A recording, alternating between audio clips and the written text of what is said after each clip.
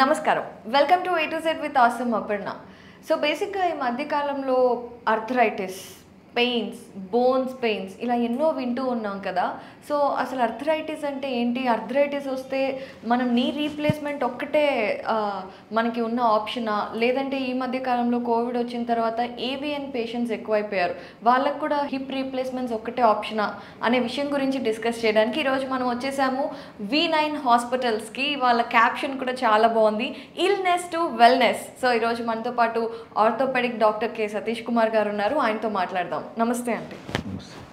సతీష్ కుమార్ గారు, welcome to the show. Thank you very much. So doctor గారు, ఇప్పటి వరకు మనం అర్థరైటిస్ మోకాళ్ళు అనేది యూజువల్గా మనం మాట్లాడుకున్నా కూడా 50-55 పైన ఉన్న వాళ్ళకి ఎక్కువగా ఈ ప్రాబ్లం వస్తుంది, అదంతా ఓకే.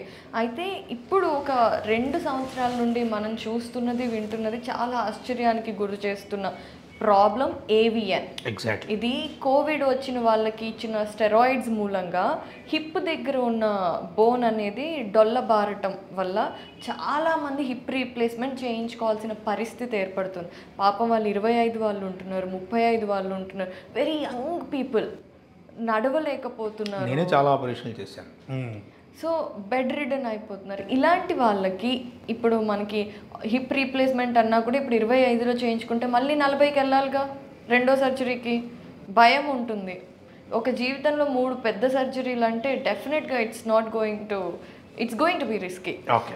సో ఈ hip replacement AVN problems face చేస్తున్న వాళ్ళకి కూడా స్టేజెస్ ఉంటాయి. సో ఈ ప్లాస్మా థెరపీ అనేది ఏ స్టేజ్ వాళ్ళకి పనికి వస్తుంది, స్టేజ్ 4లో ఉన్న వాళ్ళకి కూడా ఏదైనా లాంగ్విటీ ఉంటుందా, దాని గురించి అడ్రస్ చేయండి. ఎగ్జాక్ట్లీ. ఇక్కడ కూడా న్యాచురల్ ఎగ్జాంపులే చెప్తాను మీకు. నా దగ్గర ఒక ఫర్టైల్ ల్యాండ్లో ఒక 4 మొక్కలు ఉన్నాయి. 4 ఒకే స్టేజ్లో పెరుగుతున్న మొక్కలు. 4టిని సడన్గా తీసేసి పక్కన పెట్టేశాను, భూమిలోంచి తీసేసి పక్కకి పెట్టేశాను. ఒక చెట్టుని ఏం చేశానంటే నెక్స్ట్ డే పొద్దున్నే తీసుకొచ్చి మళ్ళీ ఇంప్లాంట్ చేశాను. ఒకటి 3 రోజుల తర్వాత, ఒకటి 4 రోజుల తర్వాత, ఒకటి 1 వీక్ తర్వాత తీసుకొచ్చి మళ్ళీ పెట్టి నీళ్లు పోయడం మొదలుపెట్టాను. అర్థమైంది కదా కాన్సెప్ట్? సో దాంట్లో ఏ చెట్టు బతికే అవకాశాలు ఎక్కువగా ఉంటాయి, ఇమ్మీడియట్గా తీసుకొచ్చి పెట్టింది బతికే అవకాశాలు చాలా ఎక్కువగా ఉంటాయి. ఏది పోయే అవకాశాలు ఎక్కువగా ఉంటాయి, వారం రోజుల తర్వాత తీసుకొచ్చిన పెట్టి పోయే అవకాశాలే చాలా ఎక్కువగా ఉంటాయి. అట్లీస్ట్ కాండం ఉన్నా కానీ ఆకులు అయితే పోయే అవకాశాలు ఉంటాయి. అంటే ఈ ఏవాస్కులర్ నెక్రోసిస్ అంటే ఏమిటంటే ఇదే కాన్సెప్ట్. తుంటి లోపల కప్పు బాలు 2 ఉంటాయి. బాలుకు బ్లడ్ సప్లై ఆగిపోవడాన్ని avascular necrosis of femoral head అంటారు. వాస్కులర్ అంటే మెడికల్ టర్మినాలజీలో రక్త ప్రసరణ జరుగుతుంది. Vascular no blood supply. Okay. Blood supply ఎక్కడి నుంచి అవుతుంది? బ్లడ్ వెసల్స్ నుంచి అవుతుంది. బ్లడ్ వెసల్స్లో బ్లడ్ ఎందుకు వెళ్ళట్లేదు? ఏదో అడ్డం పడింది. ఏం అడ్డం పడుతుంది? రక్తం గడ్డలు అడ్డం పడతాయి. ఇంకెవరు వెళ్ళి దాన్ని అడ్డం అయితే క్రియేట్ చేయలేరు కదా. ఆ రక్తం గడ్డగట్టే గుణము కోవిడ్ వాళ్ళలో ఎక్కువగా ఉంటుంది. స్టిరాయిడ్ వల్ల కానీ మందుల వల్ల అనే దానికి ఎక్కువ ప్రూఫ్ అయితే లేదు. ఓకే. చాలామంది హార్ట్ అటాక్, బ్రెయిన్ అటాక్ తోటి ఇబ్బంది పడ్డారు కోవిడ్ వాళ్ళల్లో. ఓకే. దానికి కారణం ఏంటంటే రక్తంలో గడ్డగట్టే గుణం మారిపోవడం. ఓకే. స్ట్రోక్, కార్డియాక్ స్ట్రోక్ కానీ బ్రెయిన్ స్ట్రోక్ కానీ. అట్లానే ఇది హిప్ జాయింట్ స్ట్రోక్ ఇది. ఓకే. సో ఆ రక్త ప్రసరణ అనేది ఆగిపోయిన తర్వాత దానివల్ల వచ్చే ప్రాబ్లమ్ని మనం ఎంత తొందరగా ఐడెంటిఫై చేశాము, మొక్కను మళ్ళీ తీసుకొచ్చి ఎంత తొందరగా భూమిలో పెట్టి నీళ్లు పోసాము అనే దాన్ని బట్టి రిజల్ట్ మారిపోతూ ఉంటుంది. అందరికీ హిప్ రీప్లేస్మెంట్ చేయాల్సిన అవసరం లేదు. ఎంత ఎర్లీగా మీరు డాక్టర్ దగ్గరికి వచ్చారు, ఎంత ఎర్లీగా మీరు ఇంటెలిజెంట్గా ఉండి మీ శరీరంలో జరిగిన మార్పుని పట్టుకొని డాక్టర్ దగ్గరికి వచ్చారు. ఓకే. ఈ ఏవాస్కులర్ నెక్రోసిస్ కూడా 4 స్టేజెస్లో ఉంటుంది. Stage 2A, stage 2B, stage 3A. ఇక్కడ మనము చిన్న కోర్ డీకంప్రెషన్ ప్రొసీజర్ చేసేసి మళ్ళీ రక్త ప్రసరణ పునరుద్ధరించవచ్చు. ఓకేనా? Stage 3A early stages of stage 3. Okay. ఇక స్టేజ్ 3 దాటిన తర్వాత కూడా చేయొచ్చు, సక్సెస్ రేట్ తగ్గిపోతుంది. ఓకే. ఇక స్టేజ్ 4లో కంపల్సరీ అది పూర్తిగా పాడైపోయింది. పూర్తిగా పాడైపోయిన చెట్టుకి ఎన్ని నీళ్ళు పోసినా ఆకులు ఎట్లా రావో, దీనికి ఎంత ట్రీట్మెంట్ ఇచ్చినా మళ్ళీ సక్సెస్ అవ్వదు. ఒక చనిపోయిన భాగం శరీరంలో ఉంటే శరీరం దాన్ని తీసేసే ప్రయత్నమే చేస్తుంది. ఓకే, ఒక గోరు చుట్టూ వేసింది అనుకోండి, మనం గోరు తీయకపోతే 4 రోజుల తర్వాత ఇన్ఫెక్షన్ పెరిగిపోయి గోరు ఆటోమేటిక్గా ఊడిపోతుంటుంది. Body always tries to send the material which is not cooperating with the body, dead molecules అంతటిని తీసేస్తుంది. ఓకేనా, సో అక్కడ మనం ఆర్టిఫిషియల్గా తీసేసి ఆర్టిఫిషియల్ జాయింట్ వేస్తాం. మన ఎర్లీగా వస్తే దీనిని మనము పునరుద్ధరించవచ్చు. దీంట్లో ప్లాస్మా థెరపీ రోల్ అడుగుతున్నారు మీరు. ఇక్కడ కోర్ డీకంప్రెషన్ చేసినప్పుడు ప్లాస్మా థెరపీ ఇచ్చేస్తే ఓకేనా, రిజల్ట్ ఎన్హాన్స్ అవ్వడానికి, పర్సంటేజ్ ఆఫ్ రిజల్ట్ మారడానికి ఎక్కువ అవకాశాలు ఉన్నాయి. ఎందుకంటే ప్లాస్మాకి రీజనరేషన్ కెపాసిటీ ఉంది కాబట్టి. ఓకే, ఫస్ట్ ఇక్కడ కూడా డ్యూయల్ థెరపీ మనం ప్లాన్ చేయొచ్చు. ఎట్లా అంటే ఇదేమో జాయింట్ బయట నుంచి చేసే ప్రొసీజర్, మరి జాయింట్ లోపల కూడా అరుగుదల మార్పులు ఉంటాయి కదా. సో అదే ప్లేట్లెట్ రిచ్ ప్లాస్మాని జాయింట్ లోపలికి ఆపరేషన్ చేసిన మార్గం ద్వారా ఇవ్వడము, తర్వాత జాయింట్ లోపలికి జాయింట్ బయట నుంచి ఇవ్వడం ఇస్తే సక్సెస్ రేట్ పెరుగుతుంది. సో 2 ప్రాబ్లమ్స్ని మనం అడ్రస్ చేయడం, జాయింట్ లోపల అరుగుదలని అడ్రస్ చేయడము, పాడైపోయిన బాల్ని అడ్రస్ చేయడం చేస్తే సక్సెస్ రేటు ఇక్కడ పెరిగే అవకాశాలు ఉన్నాయి. ఓకే, ఇది జనరల్ క్వశ్చన్ అనుకోవచ్చేమో, నాకైతే ఫూలిష్గా అనిపించింది. Still I have this doubt. ఇప్పుడు మోకాలు అనుకోండి, మనకు పట్టుకుంటేనే తెలిసిపోతుంది, ఇక్కడ ఇంజెక్షన్ చేసిన ఇంత చిన్న ఇంజెక్షన్ వెళ్ళిపోతుంది, అది ఓకే. హిప్ దగ్గర అసలు ఆ బాల్ ఎక్కడ ఉంటుందో అది చాలా కాంప్లికేటెడ్ పొజిషన్స్లో ఉంటాయి. దానికి మీరు వితౌట్ సర్జరీ, ప్లాస్మా థెరపీ ఇవన్నీ ఎలా చేస్తారు? వితౌట్ అంటే పేషెంట్కి ఎక్కువ పెయిన్ఫుల్ ఏదైతే ప్రొసీజర్ ఉంటుందో దానికి ఎనస్థీషియా అనే ప్రొసీజర్ మేము వాడతాం. అందరికీ తెలిసిందే, మత్తు ఇచ్చేస్తాం. మత్తు ఇచ్చేసిన తర్వాత 2 రకాలుగా, ఒకటి ల్యాండ్ మార్క్స్ ఉంటాయి. ఓకే, ఇప్పుడు పలానా సందులోంచి పలానా దానికి వెళ్తే పలానా వస్తుంది అని రోడ్డు మీద ల్యాండ్ మార్క్స్ ఉంటాయి కదా, అట్లానే శరీరంలో ల్యాండ్ మార్క్స్ ఉంటాయి. ఓకేనా, సో గ్రేటర్ ట్రొకాంటర్ అని ఇక్కడ పట్టుకుంటే ఒక ఎముక గట్టిగా తగులుతుంది మీకు. అక్కడ నుంచి ఇంత దూరంలో పోతే నరాన్ దగ్గరికి వెళ్తాము, ఇంత దూరంలో వెళ్తే రక్తనాళం దగ్గరికి వెళ్తాము, ఇంత దూరంలో వెళ్తే జాయింట్ లోపలికి వెళ్తాము, ఇంత దూరంలో వెళ్తే కప్పు దగ్గరికి వెళ్తామని ల్యాండ్ మార్క్స్ ఉంటాయి. దాన్ని మనం ఏం చేస్తామంటే ఎక్స్రే మిషన్ ఆపరేషన్ థియేటర్లో ఉంటుంది, సియామ్ అంటాం దాన్ని. దాంట్లో చూసుకొని 2 రకాలుగా కన్ఫర్మ్ చేసుకొని అట్లా జాయింట్ లోపలికి వెళ్తాం. ఓకే, ఇంజెక్షన్ ఇంత పొడుగు ఉంటుందా డాక్టర్? నీడిల్ లోపలికి వెళ్ళాలి కదా? వెళ్తుంది, ఉంటాయి. ఎందుకంటే నడుముకి ఇచ్చే స్పైనల్ ఇచ్చే మత్తు సూదులు ఉంటాయి కదా, అవి దగ్గర అవి ఆల్మోస్ట్ 4 to 5 inches ఉంటాయి. ఓ మై గాడ్, చూస్తే థియేటర్లోకి ఎవరు వెళ్ళారు పేషెంట్స్ కూడా. అందుకే మెడికల్ దాంట్లో సర్జరీ చేసేటప్పుడు చూడొద్దు అనే కారణమే అది. ఇప్పుడు అందరు యూట్యూబ్లో లైవ్ సర్జరీస్ చూడి భయపడుతున్నారు బాగా. ఓకేనా, అందుకే చూడొద్దు అనే కారణాలు. ఎందుకంటే ఆ ఇన్సిడెంట్ ఏ ఇద్దరిని ఒకే రకంగా ప్రభావితం చేయదు. కరెక్ట్. ఓకే, సో సున్నిత మనసుకులు అయితే చూడకపోవడం చాలా మంచిది. సో కమింగ్ టు ఏవిఎన్, ఇప్పుడు మనం మాట్లాడుకుంటున్నాం కాబట్టి, సో మీరు అన్నారు ముందుగానే కనిపెట్టగలిగితే చాలా ప్రాఫిటబుల్గా ఉంటుంది, ఎక్కువ ప్రొసీజర్స్కి వెళ్ళే అవసరం ఉండదు అని. సో ఈ ఏవిఎన్ అనేది మనకి ఉందా లేదా అని తెలుసుకోవడానికి మన బాడీ చూపించే సిమ్టమ్స్ ఏంటి? ఫస్ట్ శరీరంలో వచ్చే మార్పు ఏదైనా కావచ్చు. యూజువల్గా ఆర్థోపెడిక్ కండిషన్లో వచ్చే మార్పు ఏమిటంటే పెయిన్. ఓకే, రోజులో ఒకసారి వస్తుందా, వారంలో ఒకసారి వస్తుందా, 2 రోజుల్లో ఒకసారి వస్తుందా, రోజులోనే 4 సార్లు వస్తుందా, అక్కడ మనం అలర్ట్ అవ్వాలి. తర్వాత ఆ పెయిన్ వల్ల మూమెంట్ రెస్ట్రిక్షన్. ఓకే, మనం బాసింపట్లు వేసుకుంటే ఇది తుంటి జాయింట్ ఇంతవరకు పోతుంది, మోకాలు వేసుకుంటే ఇంతవరకు వస్తుంది. There is a range of movement possible in the joint. ఆ రేంజ్ ఆఫ్ మూమెంట్ తగ్గిపోవడం, మంచం మీద కూర్చున్నప్పుడు బాసింపట్లు వేసుకోకపోవడానికి రాకపోవడం. ఓకేనా, మనము ఏదైనా ఆడుకుంటూ బాల్ని తనడం అది చేస్తుంటే తనడానికి రాకపోవడం, జాయింట్ పట్టుకుపోతుంది ఆ ఫీలింగ్. ఈ 2 మెయిన్ సిమ్టమ్స్ ఫస్ట్. అవి వచ్చినప్పుడు పర్ఫెక్ట్ డాక్టర్ని కలవడం ద్వారా దాంట్లో దేనివల్ల వచ్చింది ఈ సిమ్టమ్ అనేది మేము కనిపెట్టేసేస్తాం. ఎక్స్రే కానీ, ఎంఆర్ఐ కానీ, ఐసోటోప్ బోన్ స్కాన్ కానీ, ఇంకేదైనా కానీ చేసేసి మనం కనిపెట్టేసేస్తాం. సో అది ఏ స్టేజ్లో ఉందో radiological investigation will tell us. యూజువల్గా MRI picks up very early about the avascular necrosis. Okay, so ఇంకొకటి అందరం అనుకునేది ఇప్పుడు ఇలాంటి ప్రాబ్లమ్స్ రాకుండా ఉండడానికి లేదా స్టేజ్ 1లో ఉన్నప్పుడు ఇంట్లో ఉండి డాక్టర్ పని లేకుండా ఏదైనా రెమెడీస్తో తగ్గించుకునే ప్రయత్నం చేయవచ్చా? ఆ పాసిబిలిటీ ఉందా? ఏ ప్రాబ్లంకి? ఏవియన్కి.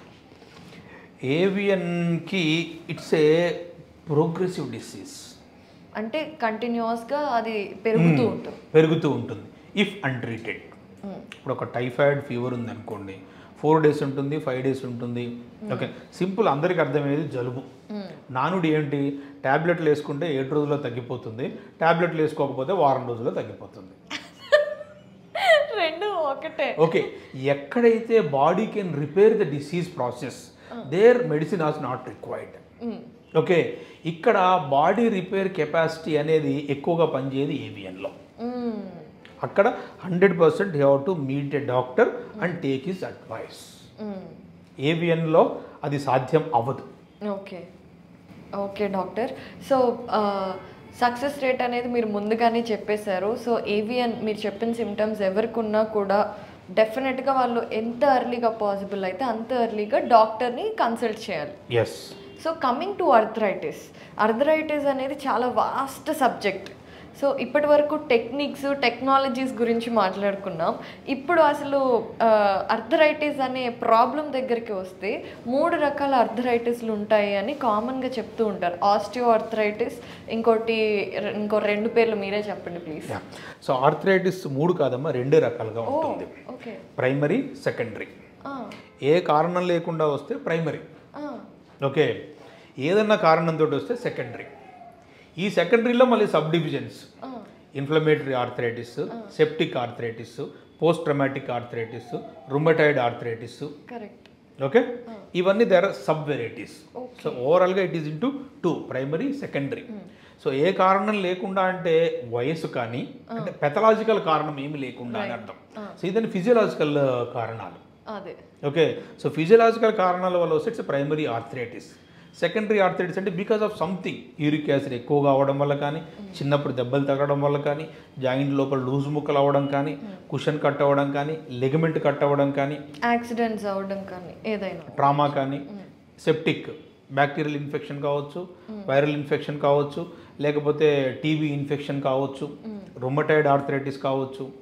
సో వీటి వల్ల వచ్చే ఆర్థరైటిస్ని సెకండరీ ఆర్థరైటిస్ అంటారు. ట్రీట్మెంట్ గైడ్ లైన్స్ అన్నిటికీ సేమే, కాజ్ ఆఫ్ ద దీనికి మాత్రం గైడ్ లైన్స్ మారిపోతాయి. So arthritis treatment per se is same for everything, but cause of the ఆర్థరైటిస్కి యూరిక్ యాసిడ్కి ఒక రకమైన ట్రీట్మెంట్, ఇన్ఫ్లమేటరీ ఆర్థరైటిస్కి ఒక రకమైన ట్రీట్మెంట్, లిగమెంట్ కట్ అయితే ఒక రకమైన ట్రీట్మెంట్, రుమటాయిడ్ ఆర్థరైటిస్కి ఇంకో రకమైన treatment. So coming to this, ఈ అర్థరైటిస్ అనేది చాలామంది మీరు అన్నట్టుగానే బాగా ఇంకా నడవలేకపోతున్నాం అన్న టైంలో మాత్రమే మనం డాక్టర్ దగ్గరికి వెళ్తాం. బికాజ్ అప్పటి వరకు దైనందిన జీవితంలో డిస్టర్బెన్సెస్ ఉండవు కాబట్టి. నడిచిన రోజులు నడవని అనే నానుడు మనకి బాగా అలవాటు కదా. సో ఇప్పుడు అర్థరైటిస్ అనేది ముందు అంటే ఇక్కడ వస్తుందనే ఏం లేదు కదా డాక్టర్ గారు. చాలామందికి రిస్ట్ పెయిన్ సిమ్టమ్ అవుతుంది, కొంతమందికి భుజాలు, కొంతమందికి సయాటికా నర్వ్, వెన్నెముక, ఇలా ఎన్నో రకాలుగా ఉంటాయి. సో ఇప్పుడు 40 ఏళ్ళకు కూడా అర్థరైటిస్ వచ్చేస్తుంది. షుగర్ ఉన్న వాళ్ళకైతే చాలా ముందుగా వస్తుంది. కాబట్టి ఈ అర్థరైటిస్ అనేది ముందుగా గమనించడానికి సిమ్టమ్స్ ఏంటి? Pain, limitation of movements. Okay, ఇవి 2 కామన్. ఈ 2 కామన్. తర్వాత జాయింట్ లోపల సౌండ్స్ రావడం, ఇట్లా ఇట్లా అనుకుంటే సౌండ్స్ వస్తాయి. కొంతమందికి అందరికీ వస్తాయి కదా, అందరికీ రావు. అందరికీ వస్తే నాకు మీతో ఇంటర్వ్యూ కూడా టైం ఉండదు నాకు. అంటే మనం ఇలా అన్నప్పుడు టక్ అని సౌండ్ వస్తుంది కదా. సౌండ్ కాదు, ఓకే, టక్ అనే సౌండ్ కాదు, గ్రేటింగ్ సెన్సేషన్. 1-2 గులకరాళ్ళని కానీ మనం ఇట్లా ఇట్లా, okay right, okay, that is called grating, crepitus అంటాం. కిర్ర కిర్ర అని సౌండ్ వస్తుంది. అవును, అది. సో అది ఉంటేనే that is a kind of arthritis. Okay, అది కూడా రెగ్యులర్గా రావాలి, ఒకసారి వచ్చి ఒకసారి రాకపోవడం కాదు. It should be present in all movements every time. Okay, ఇప్పుడు నేను ఇట్లా అన్నప్పుడు వచ్చే sound that cannot be called as arthritis. ఇట్లా అని మళ్ళీ 2 నిమిషాలు అంటే మళ్ళీ రాదు అది. ఓకే, నేను ఇట్లా అన్నప్పుడు సౌండ్ వస్తుంది. Okay, that can be felt with by hand, every మూమెంట్లో వస్తుంది. That is another symptom of arthritis.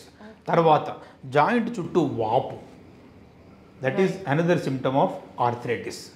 Joint లోపల ఏమంటారు, ఆ లోకల్గా టెంపరేచర్ పెరగడం, అది వేడిగా ఉండడం, మంట పుడుతూ ఉంటుంది, అది అనదర్ సిమ్టమ్ ఆఫ్ ఆర్థరైటిస్. ఈ మంటలు కూడా ఇంకొక టైప్ ఆఫ్ ఆర్థరైటిస్. రాత్రిపూట నిద్రలోంచి లేచిపోవడం కూడా నొప్పి వల్ల, అది కూడా ఒక రకమైన type of arthritis.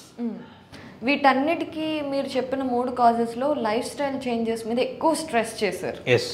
So prevention is better than cure, which we cannot prevent actually ఇప్పుడున్న లైఫ్ స్టైల్కి. So which we cannot follow correct. అంటే వచ్చే రోగాలు ఎలాగో వస్తున్నాయి, వాటికి ప్రివెన్షన్ కష్టంగా ఉంది కదా, దట్స్ వాట్ ఐ మీన్.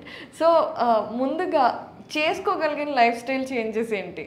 సడన్గా మారిపోవడం చాలా కష్టం కదా. ఫస్ట్ అంటే పాజిటివ్ మైండ్ సెట్. ఓకే, అంటే పెద్ద తెల్ల గోడ మీద చిన్న నల్ల చుక్కను చూడడం మానేసేయాలి. అంటే ఒక డాక్టర్ దగ్గరికి వెళ్తే టెస్ట్లే రాస్తాడు, సైడ్ ఎఫెక్ట్లు ఉన్న మందులే ఇస్తాడు, మనం పాటించలేని నియమాలే ఇస్తారు. ఓకేనా, తర్వాత ఆపరేషన్లే చెప్తారు, చెప్పే దాంట్లో సగం అబద్ధం. ఓకే, ఎంతో అంత పర్సంటేజ్లో వాస్తవం ఉండొచ్చేమో నేను చెప్పలేను, కానీ ఆ చిన్న చుక్కని భూతద్దంలో పెట్టి చూస్తున్నారు. ఓకే, నాకు ఈ రోజు కూడా తెలుసు, ఒకటే ట్యాబ్లెట్ తోటి 1 గంట సేపు మాట్లాడి ట్రీట్మెంట్ చేసే డాక్టర్లు చాలామంది, అటువంటి వాళ్ళ దగ్గర ట్రైన్ అయ్యొచ్చాను. ఓకే, 1 ట్యాబ్లెట్ రాసి అరగంట మాట్లాడి, ఓకేనా, వాళ్ళ పెయిన్ తగ్గించిన వాళ్ళు నాకు చాలామంది తెలుసు నాకు. ఓకేనా, I also follow the same. ఎందుకంటే తప్పులన్నింటినీ రివర్స్ చేస్తే, ఓకే, ప్రాపర్ దారిలో పెడతారు. మనం ఎక్కడెక్కడెక్కడ రాంగ్ టర్న్ తీసుకున్నామో మనకు తెలిసి మళ్ళీ అట్లా ఎన్నికి వెళ్తే కరెక్ట్ రూట్లోకి వెళ్ళిపోతాం కదా. డిసీజ్ కూడా అంతే. ఎక్కడెక్కడ మనము మిస్టేక్స్ చేస్తున్నాము, ఫిజియోథెరపీలోనా, లైఫ్ స్టైల్లోనా, ఫుడ్లోనా, థాట్ ప్రాసెస్లోనా, మనం ఆల్రెడీ తీసుకుంటున్న ట్రీట్మెంట్లోనా, మనం తీసుకునే అడ్వైజుల్లోనా, అది మనము ఒక ½ అవర్ మాట్లాడితేనే తెలుస్తుంది పేషెంట్ తోటి. ఓకే, పెయిన్ ఉన్న ఎవరికైనా పనికొచ్చేది పెయిన్ కిల్లరే, కారణానికి ట్రీట్మెంట్లు మారిపోతాయి. ఓకే, ఇవాళ రేపు వచ్చే 50% ఆఫ్ ద పేషెంట్స్ నాకు ఏమి లేదు అని తెలుసుకోవడానికే చాలామంది వస్తున్నారు. అందుకే ఇన్ని డయాగ్నోస్టిక్ సెంటర్లు, అందుకే ఇన్ని ఇన్వెస్టిగేషన్లు.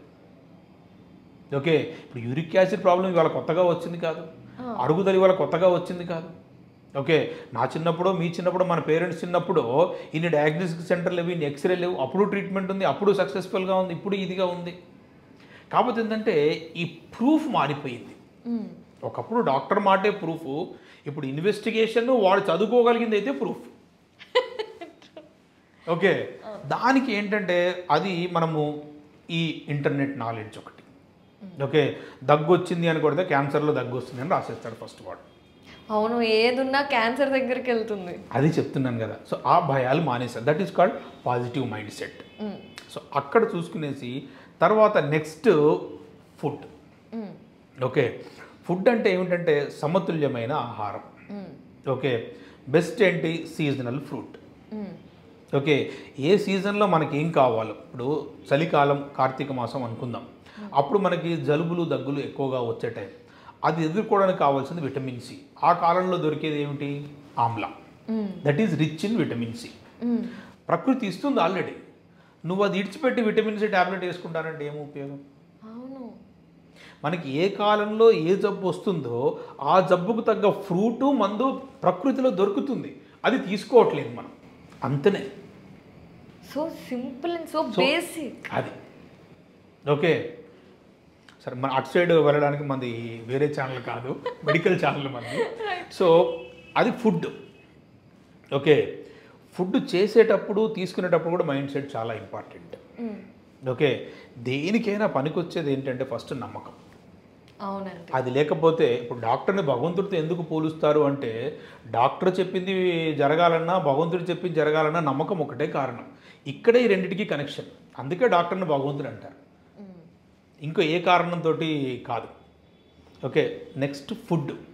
తర్వాత ఎంత ఫుడ్ తీసుకుంటున్నామో అంత ఖర్చు పెట్టేసేయాలి మనం. ఓకే, అప్పుడు శరీరంలో మిగలకుండా ఉంటుంది, ఫ్యాట్గా తయారవ్వకుండా ఉంటుంది, బరువు పెరగకుండా ఉంటాం. ఓకే, తర్వాత లైఫ్ స్టైల్ మాడిఫికేషన్స్. ఎంత స్ట్రెచ్ బ్రేక్స్ తీసుకోవాలి, ఎంత స్ట్రెస్ తీసుకోవాలి, ఓకే, ఎంత సంపాదించాలి, ఎంత ఖర్చు పెట్టాలి, ఓకేనా, ఎంత రెస్ట్ తీసుకోవాలి, అవన్నీ ఈ 3 ఫాలో చేస్తే ఇంక ఏ డాక్టర్ అవసరం లేదు. ఓకే, ఇప్పుడు చెప్తున్నారు fasting is best for cancer అని. అవును.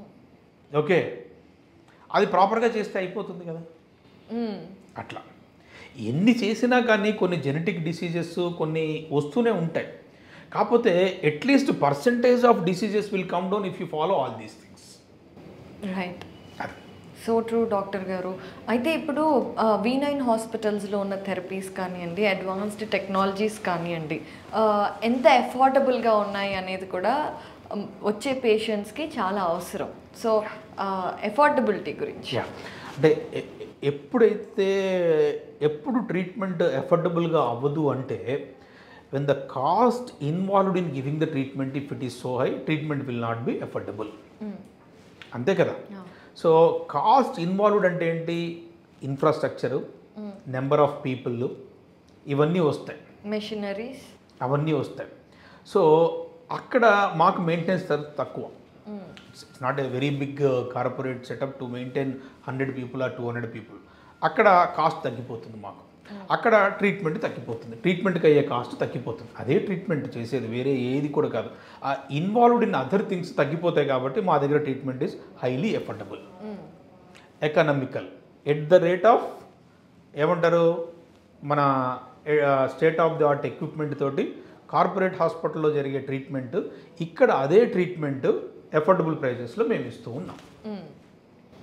సో ఏ ఆర్థరైటిస్ అయినా, ఏ ఏవిఎన్ పేషెంట్ అయినా మీ దగ్గరికి వస్తే, ఇప్పుడు అఫోర్డబుల్గా ఉంది, సర్జరీ వద్దు అనుకున్న వాళ్ళకి వేరే ఆప్షన్స్తో లాంగివిటీ ఉంది. సో దీనికి సంబంధించి ఇండివిజువల్గా ఎన్ని సిట్టింగ్స్ అనేది ఉంటాయా, లేదంటే ఎలా ఉంటుంది? Treatment is customized and tailor made అమ్మా. Okay, every patient requirement is different from other patient. ఈ ప్లేట్లెట్ రిచ్ ప్లాస్మా థెరపీ అని కొంతమందికి 1 సిట్టింగ్, కొంతమందికి 2 సిట్టింగ్స్, కొంతమందికి 3 సిట్టింగ్స్, మ్యాక్సిమం 4 సిట్టింగ్స్. దాన్ని బట్టి కాస్ట్ మారిపోతూ ఉంటుంది. రైట్, అంతే. సో డాక్టర్ గారు ఈరోజు ఐ థింక్ చాలా విషయాల గురించి మాకు తెలియజేశారు. అండ్ ఆర్థరైటిస్ మాత్రమే కాకుండా ఇప్పుడు అందరికీ కూడా ఎముకలు బలంగా ఉండాలి అంటే ఎలాంటి లైఫ్ స్టైల్ ఉండాలి, పాజిటివ్ థాట్స్ ఎంత ఇంపార్టెంట్, అలాగే ట్రీట్మెంట్స్లో నమ్మకం దగ్గర నుండి టెక్నాలజీ ఎంత అవసరం అనే విషయాల దాకా అన్నీ కూడా ఎగ్జాంపుల్స్తో క్లియర్గా. మీరు ఎప్పుడైనా టీచర్గా వర్క్ చేశారా? నాకు I was having best teachers. So అందరికి, చిన్న పిల్లల దగ్గర నుండి పెద్ద వాళ్ళకి అర్థమయ్యే విధంగా చాలా చక్కగా వివరించి చెప్పారు. ధన్యవాదాలండి. Thank you very much.